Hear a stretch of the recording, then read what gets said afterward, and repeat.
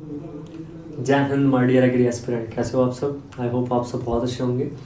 आज से हमारी रैपिड फायर सीरीज जो है वो स्टार्ट होने जा रही है और आज सीरियल क्रॉप में सबसे पहली क्रॉप राइस के बारे में पढ़ेंगे हम। तो राइस को हम सेमी एक्वेटिक प्लांट कहते हैं। क्या कहते हैं? सेमी एक्वेटिक प्लांट कहते हैं। वाई? क्योंकि जो राइस प्लांट होता है इसमें एरनकाइमेटस टिश्यू पाया जाता है। ठीक है, साथ ही साथ ये एसिड टॉलरेंट क्रॉप है। क्या है? एसिड टॉलरेंट क्रॉप है, मतलब एसिड के प्रति टॉलरेंट क्रॉप है। ठीक, इसकी अगर बॉटनी की बात करें तो इसका जो बोटेनिकल नेम होता है वो होता है ओराइजा सटाइवा। फैमिली की बात करते हैं तो ग्रेमिनिया पोएसी फैमिली होती है। ओरिजिन प्लेस की बात करें तो साउथ वेस्ट एशिया जो इसका है ओरिजिन प्लेस है। क्रोमोजोम नंबर की बात करें तो 24 क्रोमोजोम नंबर होता है। फ्रूट टाइप की बात करें तो कैरियोप्सिस फ्रूट टाइप होता है। अब कैरियोप्सिस जो होता है वो इनक्लोज्ड होता है लेमा और पीलिया से, और लेमा और पीलिया को कंबाइनली हम क्या कहते हैं? कंबाइनली हम कहते हैं हल। तो ये भी आपको पता होना चाहिए। ठीक है, इन्फ्लोरेसेंस की बात करें तो ब्रांच्ड पेनिकल जो है इसका इन्फ्लोरेसेंस है, ये भी आपको पता होना चाहिए। So this is all about botany of the rice crop. Is that clear? अब जो राइस है इसकी टोटल जो है 24 स्पीसीज हैं, जिसमें से 2 ही केवल कल्टिवेटेड है, Oryza sativa and Oryza glaberrima. Oryza जो ग्लेबेरिमा है उसका जो ओरिजिन या नेटिव माना जाता है वो अफ्रीका है, ये भी आपको पता होना चाहिए। और जो ओराइजा सटाइवा है ये फर्दर जो है 3 कैटेगरी में डिवाइड होता है, इंडिका, जपोनिका एंड जवानिका।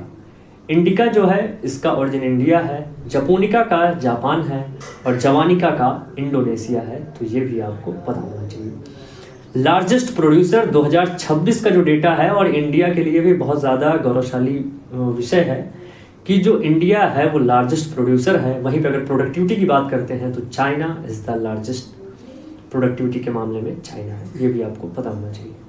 अब हम बात करते हैं टैक्सोनॉमी की, तो ये सेल्फ पॉलिनेटेड क्रॉप है। ठीक है, शॉर्ट डे प्लांट है, C3 प्लांट है, और इसमें जो जर्मिनेशन देखने को मिलता है वो हाइपोजियल जर्मिनेशन देखने को मिलता है, ये भी आपको पता होना चाहिए। और साथ ही साथ इसमें 6 स्टामेन, कितने स्टामेन? 6 स्टामेन और 1 पेस्टल पाया जाता है, ये भी आपको पता होना चाहिए। और इसके ग्रोथ के लिए जो ऑप्टिमम टेम्परेचर है वो 21 से 37 डिग्री सेल्सियस होना चाहिए। कितना होना चाहिए? 21 से 37 डिग्री सेल्सियस होना चाहिए। साथ ही साथ इसके लिए जो क्लाइमेट चाहिए होता है वो वार्म एंड ह्यूमिड क्लाइमेट। क्या चाहिए होता है? Climate warm and humid climate चाहिए होता है, तो ये भी आपको पता होना चाहिए। साथ ही साथ कौन सी ऐसी मृदा है जो इसके लिए सुटेबल होती है? तो क्ले लोम सॉइल। कौन सी soil? Clay loam soil is the best soil for rice cultivation. ठीक है, अब हम बीज दर की बात करते हैं। तो ब्रॉडकास्टिंग विधि से 100 kg per hectare, drilling method से 60 kg पर हेक्टेयर, और डेपॉग मेथड से 1.5 से 3 kg पर मीटर स्क्वायर है। This is not per hectare, this is per kg metre square, तो ये आपको पता होना चाहिए। और जो डेपॉग मेथड है it is introduced from where? It is introduced from Philippines. और जो डेपॉग से जो हमारा सीडिंग के बाद जो ट्रांसप्लांटिंग के लिए जो नर्सरी तैयार होता है वो 12 दिन के बाद तैयार होता है, तो ये भी आपको पता होना चाहिए। मतलब 12 डेज आफ्टर सीडिंग इसका जो नर्सरी हो जाता है वो ट्रांसप्लांटिंग के लिए प्रिपेयर हो जाता है, तो एक फैक्ट की बात है जो आपको पता होना चाहिए। और डेपॉग विधि सबसे पहले प्रैक्टिस किया गया था आंध्र प्रदेश में, इंडिया में, तो ये भी आपको पता होना चाहिए। ठीक है, वहीं पे अगर बीज दर की बात कर रहे हैं हम, तो इसी में सिस्टम ऑफ राइस इंटेंसिफिकेशन की बात करते हैं, तो it is developed by Henri de Laulanie. किसके द्वारा डेवलप किया है? हेनरी डी लवलेनी के द्वारा डेवलप किया गया फ्रॉम मेडागास्कर। और इसका जो बीज दर है वो कहीं कहीं पे अगर एग्जैक्ट की बात करें तो 5 kg पर हेक्टेयर, बट अगर आप रेंज में बात करेंगे तो 5 से लेकर 8 kg पर हेक्टेयर जो है इसका बीज दर है। नेक्स्ट हम फर्टिलाइजर डोजेस की अगर बात करें तो इसमें हम NPK के साथ जिंक को भी ऐड किए हैं इसमें, तो 120, 60, 40 और 25। ठीक है, 120, 60, 40 और 25। फिर से आप याद करिए NPK क्या है? 120, 60, 40 और 25। ठीक है, kg पर हेक्टेयर स्क्वायर, ये आपका NPK के साथ जिंक का भी इसी में रेशियो है, तो ये आपको पता होना चाहिए।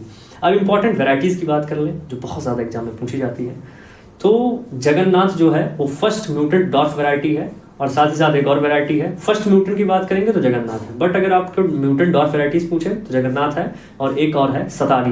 क्या है? सतारी, तो ये भी आपको पता होना चाहिए। ठीक है, जया वैरायटी जिसको मिरेकल राइस ऑफ इंडिया कहते हैं, जया को, और इसको डेवलप किया है डॉक्टर शास्त्री ने 1968 में, ये भी आपको पता होना चाहिए। साथ ही साथ वाटर लॉक कंडीशन के लिए जो सुटेबल वैरायटी है वो है हमारी जलमग्न। क्या है? जलमग्न जो है वो सुटेबल वैरायटी है वाटर लॉक कंडीशन के लिए। और सैलिनिटी टॉलरेंट जो वैरायटी है वो है लूनिश्री और IR8। तो लूनिश्री और IR8 जो है वो सैलिनिटी टॉलरेंट वैरायटी है, ये भी आपको पता होना चाहिए। ठीक, सबसे पहले इंट्रोड्यूस्ड वैरायटी जो है 1964 में इंट्रोड्यूस हुई थी वैरायटी TN1, ताइवान ताइचुआन नैचुंग वन। ठीक है, क्या कहते हैं, ताइचुंग नेटिव वन।